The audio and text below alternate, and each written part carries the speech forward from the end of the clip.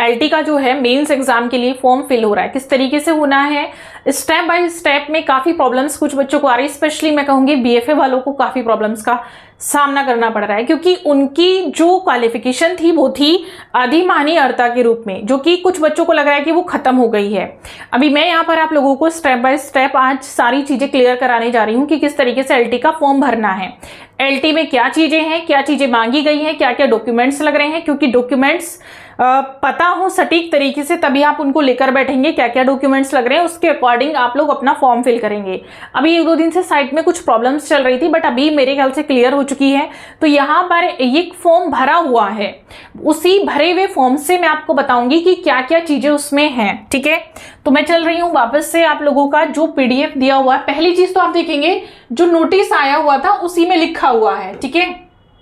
ये देखिएगा, ये नोटिस था जो आप लोगों के पास आ चुका था, ये था, इसमें लिखा हुआ था कि एक सेकेंड जूम कर दें, साइट पर आप लोगों के पास अपडेट तो आ ही गई होगी।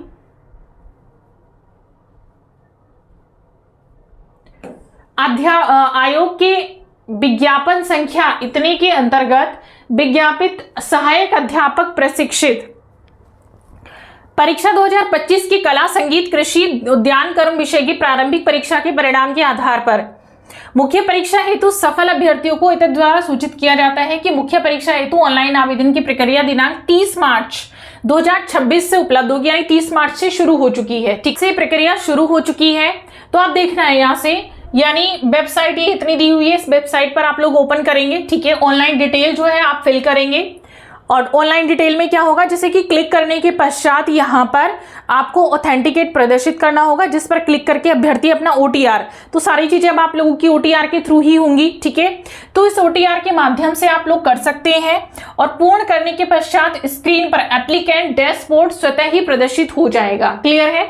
अब देखेंगे यहाँ से क्या है कि आवेदित पक्ष के सापेक्ष चेक लेटेस्ट स्टेटस पर क्लिक करने के पश्चात proceed for the fees deposit पर क्लिक करेंगे आप, और उसके बाद फी पेमेंट के लिए पेज ओपन हो जाएगा, ठीक है, क्योंकि फीस भी पेमेंट पे करनी होगी आपको मेंस एग्जाम के लिए।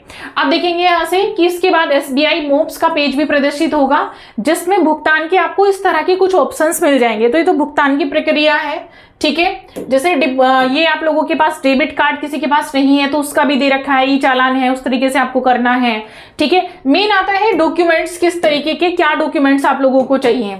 तो इसमें जो है सबसे पहले आप देखेंगे कि सभी निर्देशों की प्रक्रिया भली भांति अध्ययन करने के बाद जो है पालन करते हुए उस पर आपको करना है, सेव कर लेना है, ठीक है। उसके बाद यहाँ पर जो आपकी दिए गए फॉर्मेट में समस्त संलग्नों को करना है, जैसे प्रत्येक वर्ष की अंक तालिकाएं, उपाधियों और अन्य सभी दावों से संबंधित प्रमाण पत्र पीडीएफ फाइल जिसका साइज इतना दिया हुआ है यहाँ पर अपलोड करना है, ठीक है। अभ्यर्थियों से अपेक्षा की जाती है कि उपयुक्त वांछित सूचना जो है वो 13 अप्रैल 2026 से पहले आप लोग भर लेंगे, ठीक है। उसके बाद सेव या सबमिट कर लेंगे, और जो सबमिट किया है उसका आपको प्रिंट लेना है। प्रिंट लेने के बाद आप क्या करेंगे, ऑनलाइन फॉर्म सेट आवेदन पत्र सबमिट करने के उपरांत जो है आयोग द्वारा निर्धारित समय में, यानी 13 अप्रैल जो दी है इसी समय में आपको क्या करना है, यदि कोई त्रुटि प्रकाश में आती है तो उसके संशोधन के लिए एक ही बार आप इसको एडिट कर सकते हैं। जो भी आप लोगों को इसमें करेक्शन करना है वो आप कर सकते हैं। उसके बाद आप होम पेज पर जाकर जो विकल्प है क्लियर हियर टू मॉडिफाई आप करेंगे, ठीक है। आपका इसमें जो भी चीजें चेंजेस करनी है वो हो जाएगा। इसके बाद आपको देखिएगा जब सारी चीजें आप क्लियरली कर लेंगे, इसका प्रिंट भी निकालना है आपको, ठीक है।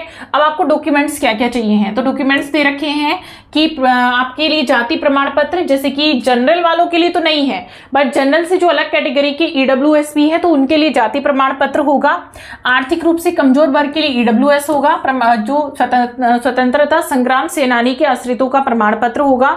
दिव्यांगता का प्रमाण पत्र होगा। इनकी पीडीएफ फाइल वेबसाइट पर उपलब्ध करानी है, ठीक है, मतलब उपलब्ध है। अब यहाँ पर क्या करना है, आपको सारे जितने भी हैं उन प्रपत्र को मुद्रित करके उसके साथ समस्त संलग्नों को प्रत्येक वर्ष की अंक तालिका, उपाधियों और अन्य सभी दावों से संबंधित प्रमाण पत्रों की स्वयं प्रमाणित, यानी जब आप प्रिंट निकाल लेंगे और जो आप लोगों की मार्कशीट वगैरह है उनको स्वयं प्रमाणित करना है। स्वयं प्रमाणित करके एक लिफाफे में भरकर उक्त लिफाफे पर मुद्रण पता, ये पता दे रखा है आप लोगों का, ठीक है। इस पते पर, ये पता भी आपका प्रिंट हो जाएगा इसी पर, और पर्ची, एड्रेस स्लिप, चस्पा करके, यानी एड्रेस इस पर लिफाफे पर पेस्ट करना है। 20 अप्रैल से पहले आपको ये भेज देना है, 5 बजे से पहले। उसके पूर्व उत्तर प्रदेश लोक सेवा आयोग परीक्षा 6 अनुभाग कस्तूरबा गांधी मार्ग प्रयागराज, पिन कोड इतना दिया हुआ है, को पंजीकृत डाक स्पीड द्वारा व्यक्तिगत रूप से गेट संख्या 3 पर उपस्थित डाक अनुभाग के काउंटर पर अवश्य उपलब्ध करा दी। ये एड्रेस या इस एड्रेस पर भेजना है, ठीक है, क्लियर है। ये तो आपका वो लिखा हुआ भर्ती की सूचना। अंतिम तिथि के बाद प्राप्त होने वाले कोई भी फॉर्मेट जो है वो स्वीकार नहीं किए जाएंगे। ये तो आपको समझ में आ गया। अब यहाँ पर क्या है, इसके अतिरिक्त आरक्षण के दावे के संबंध में, यानी जो काफी बच्चे परेशान है कि मैम हमारा एससी का है, एसटी का है, केंद्र का बना है, इसका बना है, वो यहाँ लिखा हुआ है कि जाति प्रमाण पत्र डिजिटल प्रारूप में भी स्वीकार किए जाएंगे, परंतु उसके साथ निवास प्रमाण पत्र आवश्यक हो।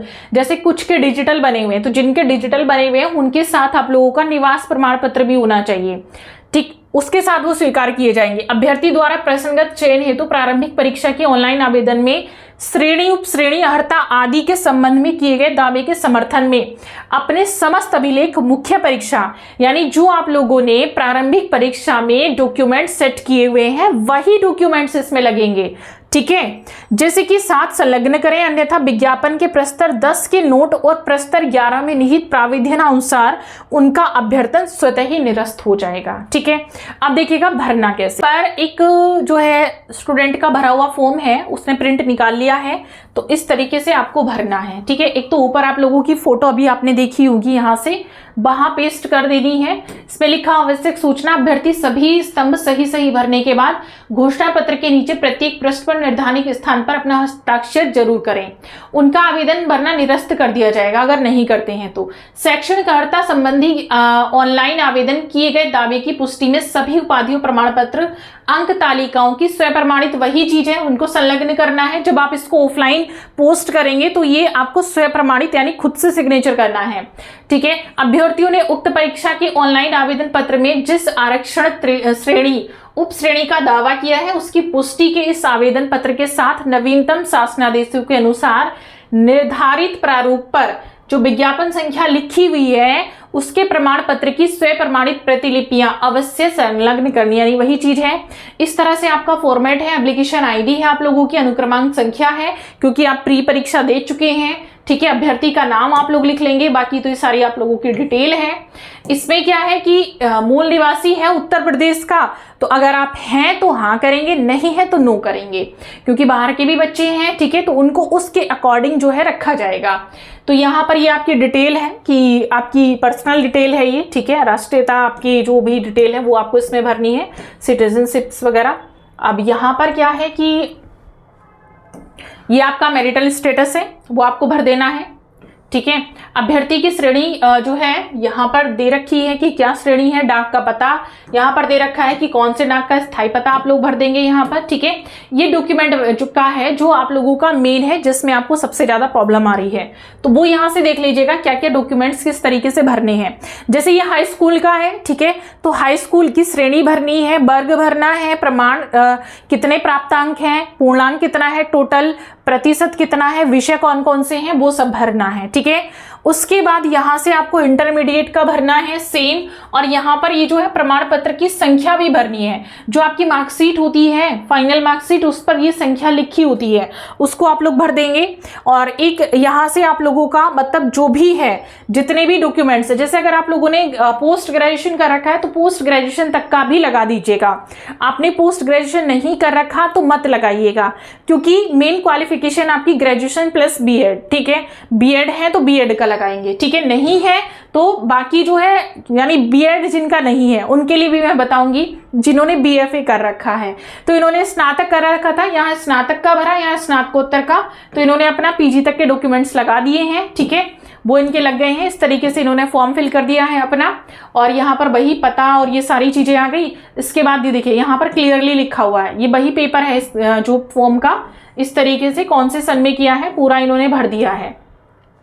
अब ये विशेष शैक्षिक अर्हताओं का क्रमवार, विशेष यदि कोई आपके पास क्वालिफिकेशन है तो उसको भरना है। जैसे यहाँ पर दे रखा है कि परीक्षा का नाम आपके पास विषय क्या, कौन सी विशेष परीक्षा है, ठीक है, तो विशेष परीक्षा यानी ये बीएड से रिलेटेड है, ठीक है, बोर्ड संस्था आपने कहां से कर रखा है वो आप इसमें भर देंगे। ठीक है, अब देखिएगा यहां स्पष्ट रूप से लिखा हुआ है। ठीक है, तो इसका मतलब क्या है आपका कि इसमें जो बीएफए हैं, अब इन्होंने बीएफए वालों ने प्री परीक्षा तो क्वालिफाई कर ली है। ठीक है, तो बीएफए जिनके पास है वो अभी भी अधिमानी अर्ता के रूप में ही है, यानी वो फॉर्म फिल कर सकते हैं मेंस का भी जिन्होंने बीएफए किया है और बीएड नहीं किया है।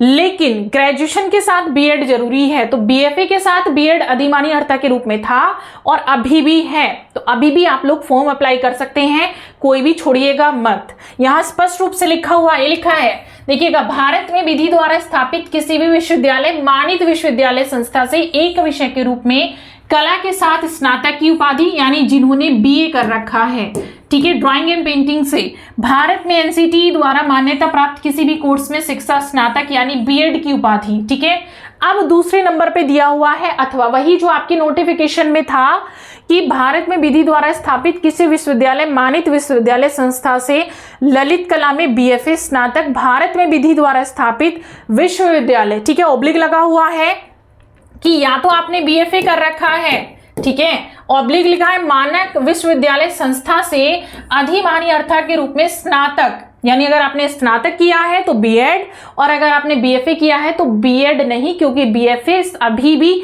अधिमानी अर्ता के रूप में है। तो किसी भी बहम में मत जाइएगा, चाहे कोई भी कुछ भी कह रहा है आपसे कि बीएफए वालों को भी बीएड चाहिए, तो वो सिर्फ आपके साथ एक धोखा होगा, ऐसा कुछ नहीं है। यहाँ पर साफ रूप में लिखा हुआ है, इसका इतना स्क्रीनशॉट मैं आप लोगों के साथ शेयर कर दूंगी आपके ग्रुप में, आप लोग देख लीजिएगा। अब किसी की मत सुनिएगा, आपको अपना फॉर्म अप्लाई करना है, क्योंकि एक परीक्षा आप पास कर चुके हैं, 6 मार्क्स से पास की है, तो मेंस है, ये मेंस परीक्षा है, इसके लिए अप्लाई करिएगा। अभी 13 अप्रैल में समय है और 20 अप्रैल में, उससे पहले पहले आप लोग अप्लाई करके इसको अपना पोस्ट कर दीजिएगा, क्योंकि सभी लोग बता रहे हैं कि बीएड चाहिए, ऐसा कुछ नहीं है। बीएड बीएफए वालों के लिए ना पहले था, वो अधिमानी अर्ता के रूप में इस साल रखा गया है ना, नेक्स्ट ईयर मैं कह सकती हूँ कि वो आ जाएगा, बट इस साल अभी ऐसा कुछ नहीं है कि बीएफए के साथ बीएड कंपलसरी है तो ठीक है, अधिमानी अर्ता रखा गया, अभी भी आपका अधिमानी अर्ता के रूप में ही है, आपको यानी लिया जाएगा। अगर आपसे पहले सेम नंबर सेम कैटेगरी पर आप लोगों का कोई बीएड कैंडिडेट है तो उसको ले लेंगे, आपको बाद में लिया जाएगा। ठीक है,